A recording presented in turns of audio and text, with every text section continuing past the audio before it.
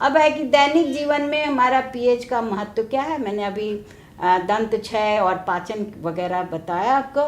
अब है कि पौधे और पशु पीएच के प्रति अत्यंत संवेदनशील होते हैं, क्योंकि जैसे वो जंतु हैं, जैसे हम जंतु हैं, तो हम उनका भी शरीर उसी ढंग से काम करता है। तो अगर जल में, खास करके जल में अगर हमने गलत चीज़ जल डाला तो वो जल की प्रकृति खराब हुई, तो उस समय जलीय पौधे और पशु को बहुत ही ज़्यादा उनकी संवेदनशील होने के कारण पीएच का थोड़ा भी वैल्यू अगर ज़्यादा होगा तो वो मरने लगते हैं। इसलिए हमें ध्यान रखना चाहिए कि जल में पीएच का जो स्केल है वो काफ़ी 6.5 से लेकर के ही, जो यहाँ मैंने लिखा है, इसी बीच में रहना चाहिए, तो हमारा जलीय जीव जंतु आराम से रह सकता है।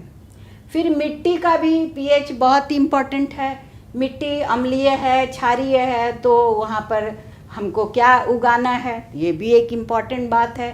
तो जैसे अम्लीय मिट्टी होती है, इसकी आप जांच करेंगे, मिट्टी ले जा करके आप उसकी जांच कराएंगे, तो आपको अगर अम्लीय मिला है तो आप उसमें चूना, कैल्शियम, जो कैल्शियम ऑक्साइड है, उसको बहुत पीस करके अगर आप उसमें मिट्टी में छिड़काव करते हैं, मिलाते हैं, तो आपकी मिट्टी की अम्लता कम हो जाती है और उसमें आप उगा सकते हैं सही से कोई भी फसल। इसी तरह से मिट्टी अगर अधिक क्षारीय है, अगर क्षारीय है, तो भी हमको उसको ट्रीटमेंट करना पड़ता है, और उस समय हम जिप्सम डाल करके, जो कैल्शियम सल्फेट वगैरह है, सल्फेट मोस्टली डाल करके हम उसका पीएच को सामान्य करते हैं। तो मिट्टी भी, क्योंकि जड़ जमीन में ही है और पौधा उगेगा, जड़ तंत्र, तो इसके लिए शुरुआत में ही अगर अम्लता और क्षारकता की गड़बड़ी होगी तो हमारा पौधा सही से उगेगा नहीं। तो अब है कि कुछ पशुओं और पौधों द्वारा उत्पन्न रसायनों से भी हमको आत्मरक्षा करनी चाहिए। मैंने अभी आपको बताया ये नेटल का डंक वगैरह के बारे में। तो दैनिक जीवन में इन चीज़ों का आपने महत्व समझा। पीएच स्केल हमारे लिए कितना इम्पॉर्टेंट है इस इन्वायरमेंट में, सारे जीवों को सफलतापूर्वक अपना जीवन चलाने के लिए पीएच स्केल का बड़ा महत्व है। अब हम लोग आगे लवण के बारे में पढ़ेंगे। अब हम लोग लवण पढ़ेंगे। जैसा आप समीकरण देखे थे कि NaOH प्लस HCl बराबर सोडियम क्लोराइड और जल, यह सबसे साधारण एक समीकरण है जिसमें प्रबल क्षार और प्रबल अम्ल मिलकर एक उदासीन लवण बनाते हैं, जिसे साधारण नमक सोडियम क्लोराइड हम लोग के घरों में खाने में ये हमारे लिए एसेंशियल है। हमारे भोजन का ये सबसे एक तरह से इम्पॉर्टेंट चीज़ है। तो ये आप लोग सब लोग रोज़ ही नमक खाते हैं, सबको पता है। तो इसी लवण, अब ये केवल हम लोग को लगता है कि वही एक लवण है, तो ऐसा नहीं है। जो भी क्षार और अम्ल प्रतिक्रिया करके बनाएंगे उसे हम लवण कहते हैं। तो एक बहुत ही सुंदर लवण अभी आपके सामने मैं आपको दिखाने जा रही हूँ, आप पहचाने इसे। यह नमक, यह भी एक लवण है। ये कौन सा लवण है? तो इसे हम कहते हैं, ये बहुत ही सुंदर रंग है, आम भाषा में इसे नीला तूतिया कहते हैं, और इसका जो रासायनिक सूत्र है वह है कॉपर सल्फेट CuSO4, और इसमें रवाकरण का जल भी है, इसीलिए एक क्रिस्टल है और कलर्ड है। इसको अगर हम हीट कर देंगे, आप लोग की लैबोरेटरी में आप लोग को हीटिंग इफ़ेक्ट लवण का सिखाया जाएगा, तो ये आप देखेंगे कि जब आप हीट करते हैं तो इसका रंग निकल जाता है, ये रंगीन हो जाता है। तो इसका क्या अर्थ है कि यह जो कलर इसको प्रदान किया गया है और क्रिस्टल रूप, रवा रूप जो दिख रहा है, यह है, इसमें 5H2O जल की मॉलिक्यूल्स भी इसके साथ अटैच हैं। तो लवण में हम लोग जल को भी साथ में सूत्र में लिखते हैं। तो जैसे CuSO4 और डॉट देकर 5H2O। तो ये कलर बहुत ही सुंदर है। आप लोग इसका बहुत सारा एक्सपेरिमेंट आगे करेंगे इसको लेकर। ये काफ़ी इम्पॉर्टेंट हमारा लेबोरेटरी का एक पदार्थ है। जैसा कि आपको मैंने बतलाया था कि आपने देखा ये प्रबल क्षार है NaOH, और ये अम्ल है, यह भी प्रबल अम्ल है, और इससे एक उदासीन लवण सोडियम क्लोराइड बना है और जल का निर्माण होगा। तो यह एक जनरल समीकरण आप लिख लें कि क्षार प्लस अम्ल बराबर लवण और जल। यहाँ आप देखेंगे कि सोडियम जो है वो पॉजिटिव रेडिकल है और क्लोरीन जो है वो निगेटिव रेडिकल है, तो वो एक ज्वाइन करके आयनिक बंधन बनाकर ये लवण का निर्माण करता है। बाकी H और OH मिलकर जल बनाते हैं। तो लवण, अब हम लोग देखेंगे कि कितने तरह के लवण हो सकते हैं। तो जैसा कि आप समझे कि हर लवण का फर्स्ट भाग जो होगा वह एक धातु होगा, और दूसरा जो कोई भी अम्ल का जो दूसरा भाग है वो अधात्विक रहता है, वो उसमें आपको मिलेगा। तो यहाँ आप देख रहे हैं NaCl, इसकी पहचान मैंने आपको करा दी। अब दूसरा देखिए आपके NO3, पोटाशियम है और NO3 एक समूह मूलक है। तो ये कहाँ से मिला है? ये HNO3 से मिला है। फिर आप देखें AlCl3, ये एल्यूमिनियम है, तो यह प्रथम भाग है, ये धातु है, और दूसरा क्लोराइड आयन है। यह चूँकि वैलेंसी में ये 3 आना चाहिए इसलिए Cl3 है, AlCl3।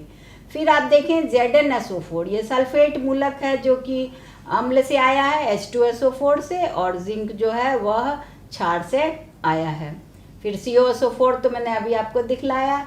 अब आप देखें यह एक का जो है, यह हमारा लवण जो है यह मिला है हमको कमज़ोर जो अम्ल है उससे मिला है। यह CH3COONA यानी CH3COOH एसिटिक अम्ल है, और यह जब NaOH से अभिक्रिया करेगा तो यहाँ आप देख रहे हैं सोडियम मिला है, और बाकी जो पार्ट है वो CH3COONA वो उसको कार्बनिक जो अम्ल है उससे प्राप्त हुआ है। यह सोडियम एसीटेट कहलाता है। फिर आप देखिए सोडियम कार्बोनेट, ये बड़ा कॉमन है, धोने वाला सोडा है। और दूसरा एक बहुत ही कॉमन चीज़ है NaHCO3, सोडियम हाइड्रोजन कार्बोनेट या सोडियम बाइकार्बोनेट भी कहते हैं। यह भी हमारे घर में बहुत ही इम्पॉर्टेंट रोल है। इसका भी, ये धोने वाला सोडा और ये खाने वाला सोडा, बेकिंग सोडा इसे कहते हैं। और ये हम लोग कोई भी चीज़ बनाते हैं, डोसा या इडली वगैरह, या फिर कोई बड़ी पकौड़ी, ये सब में थोड़ा हम लोग डालते हैं तो स्वाद भी अच्छा होता है और अच्छा से फूलता है। तो यह हमारा बेकिंग सोडा हमारे खाने का एक बहुत ही इम्पॉर्टेंट इंग्रेडिएंट है। ये सारे लवण हैं, ये आपने देखा तरह तरह से इसके मूलक है। ये क्लोराइड है, ये नाइट्रेट है, ये क्लोराइड है, ये सल्फेट है, ये सल्फेट है, यह एसीटेट है, ये कार्बोनेट है, ये हाइड्रोजन कार्बोनेट है।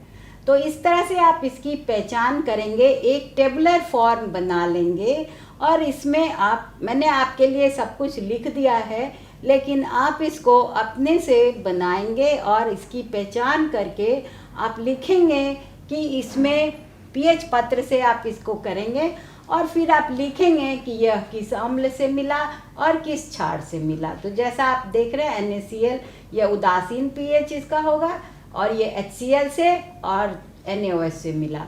KNO3 अम्लीय है, या किससे मिला? HNO3 और KOH से मिला। AlCl3 यह उदासीन, ये भी माना जाता है, ये HCl और AlOH3 क्षारक से मिला। ZnSO4 अम्लीय है, और प्रकृति इसकी ये H2SO4 और ZnOH2। यहाँ आप देख रहे हैं कि H2SO4 बहुत प्रबल अम्ल है, और ये बहुत ही दुर्बल क्षार है, कमज़ोर क्षार है, इसीलिए इसमें ये जो लवण बने इसमें अम्ल दिखाई पड़ रहा है ज़्यादा। ये अम्ल है, अम्लीय है ZnSO4। इसी तरह ये CaSO4 भी अम्लीय है, क्योंकि ये स्ट्रॉन्ग एसिड से बना और इसका जो क्षार है वो बहुत ही कमज़ोर है, इसलिए ये अम्लीय हो गया। फिर आपने सोडियम एसीटेट देखा, तो ये क्षारिकीय प्रकृति है, क्योंकि ये बहुत ही कमज़ोर अम्ल है, और NaOH तो बहुत स्ट्रॉन्ग है, आपको मैंने बार बार बताया है।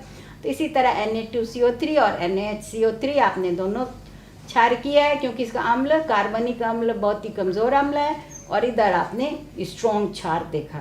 तो इस तरह से अगर दोनों स्ट्रांग होगा तो उदासीन होगा, और अगर एक अम्ल स्ट्रांग होगा और क्षार कमज़ोर होगा तो अम्लीय होगा। इसी तरह अगर क्षार स्ट्रांग होगा, अम्ल कमज़ोर होगा तो ये क्षारकीय प्रकृति दिखाएगा।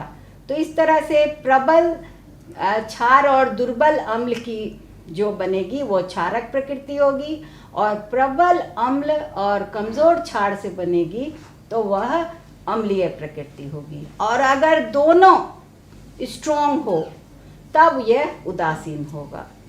तो प्रबल अम्ल और दुर्बल क्षार के लवण अम्लीय होंगे, इनका पीएच मान 7 से कम होगा। आप लोग समझ गए हैं कि 7 से कम सभी अम्लीय हैं और 7 से अधिक क्षारकीय हैं। प्रबल क्षार और दुर्बल अम्ल के लवण क्षारकीय प्रकृति के होंगे और इनका पीएच मान 7 से अधिक होगा। अब यहाँ मैंने कुछ रवा जल वाले क्रिस्टल्स आपके सामने रखी हूँ। एक तो मैंने आपको दिखाया था CuSO4 5H2O, दूसरा भी बड़ा कॉमन है Na2CO3 10H2O, और एक CaSO4 2H2O। ये सब बहुत ही कॉमन एग्जाम्पल्स हैं। आप देखेंगे धोने वाला सोडा अगर आपने बाहर में रख दिया तो वो पसीज जाता है, तो उसका जो ये वाटर ऑफ क्रिस्टलाइजेशन है वो कुछ हद तक बाहर निकल जाता है। बरसात के दिनों में ये सब हम लोग खास देखते हैं।